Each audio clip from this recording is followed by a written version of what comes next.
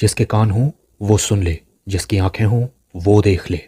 हम उन लोगों के लिए विशेष धन्यवाद देना चाहते हैं जो हमें SBI पे, गूगल पे और पेपलिंक के द्वारा हमारी सेवकाई में बोते हैं। डिस्क्रिप्शन बॉक्स में दिए हुए लिंक से आप भी बो सकते हैं। ये हमारे 3 चैनल्स हैं और अब आप हमें टेलीग्राम पर भी ढूंढ सकते हैं।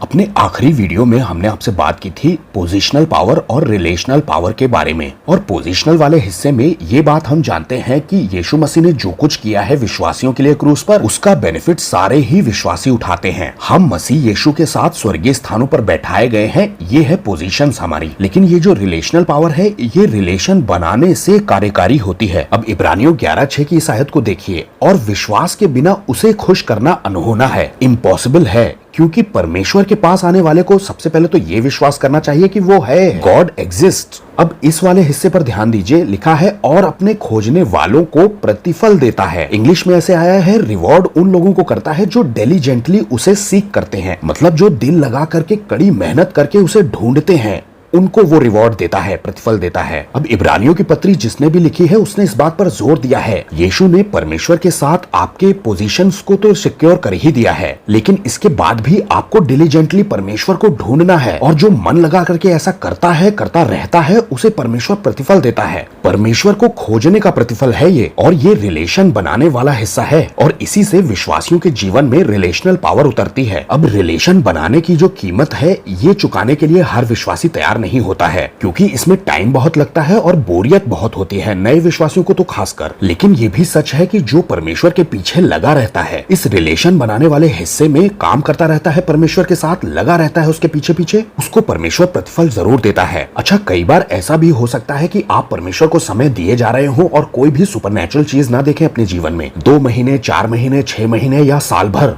कुछ हो ही ना अलौकिक आपके जीवन में, लेकिन आपको इसे सिंचाई गुड़ाई समझना चाहिए, किसी बीज को बोने के बाद जो की जाती है। जब भी कोई बीज बोया जाता है जमीन के अंदर तो वो पहले ही दिन पेड़ बनकर के दिखाई नहीं देता है। ये वो वक्त होता है जब उसकी जड़ें अंदर जगह बना रही होती हैं और हमें बिल्कुल भी बाहर कुछ दिखाई नहीं देता। ऐसा भी हो सकता है कि कई दिन बीत जाएं और एक अंकुर तक दिखाई न दे बाहर, लेकिन ग्रोथ तो हो रही होती है, और ये ग्रोथ एक दिन बाहर भी दिखाई पड़ेगी, जिसे कि चमत्कार का समय कहते हैं, या फिर आयतों के हिसाब से परमेश्वर के प्रतिफल देने का समय जो होता है वो ये होता है। पोजीशनल वाले हिस्से से निकल करके रिलेशनल वाले पर काम करना, ये बात यीशु मसीह ने भी एक जगह पर कही है, मत्ती 6:6, जब तू प्रार्थना करे तो अपनी कोठरी में जा, दरवाजे बंद करना और अपने पिता से जो गुप्त में है प्रार्थना कर, और तब तेरा पिता जो गुप्त में देखता है तुझे प्रतिफल देगा। इंग्लिश में ऐसे लिखा है, father who sees in secret shall reward thee openly. देखिए, जो भी हम गुप्त में करते हैं वो एक दिन दुनिया के सामने जरूर आएगा। अगर उपवास, प्रार्थना या परमेश्वर के साथ समय बिताना किया होगा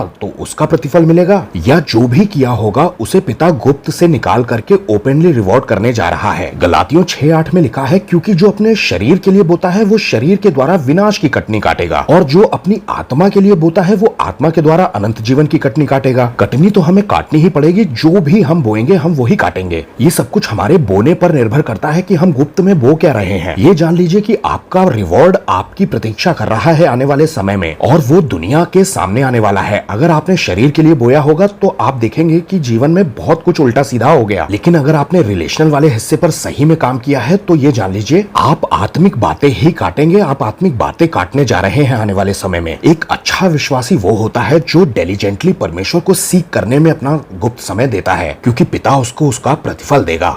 सबको जय मसीह की।